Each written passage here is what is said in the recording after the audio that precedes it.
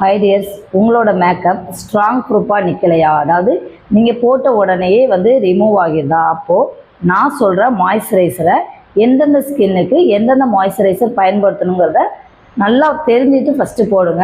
அதாவது ஜெல் பேஸ்ட்டில் உள்ள moisturiser oil ஸ்கின்னுக்கு மட்டும் போடுங்க. க்ரீம் பேஸ்ட்டில் உள்ள மாய்ஸ்சரைசர் ட்ரை ஸ்கின்னுக்கு மட்டும் போடுங்க. லோஷன் பேஸ்ட்டில் உள்ள மாய்ஸ்சரைசர் நார்மல் அண்ட் காம்யூனிகேஷன் ஸ்கின்னுக்கு மட்டும் போடுங்க. ஸோ இந்த 3 மாய்ஸ்சரைசரையும் தனித்தனியாக ஒவ்வொரு ஸ்கின் டைப் ஆஃப் மாய்ஸ்சரைசர்னு இருக்கும்.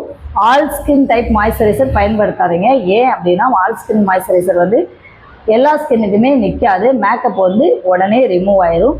ஸோ ஆல் ஸ்கின் மாய்ஸ்சரைசர் அதாவது அதிக ரேட்டுக்கு இருக்கு இல்லையா, அந்த மாய்ஸ்சரைசர் பயன்படுத்துனீங்கன்னா உங்களுக்கு மேக்கப் ரிமூவ் ஆகாமல் இருக்கும். ஸோ நீங்கள் கம்மியான பட்ஜெட்லேயே உங்கள் மேக்கப்பை ஸ்ட்ராங் பார்க்குறதுக்கு எந்த ஸ்கின்னுக்கு என்ன மாய்ஸ்சரைசர் போடணும்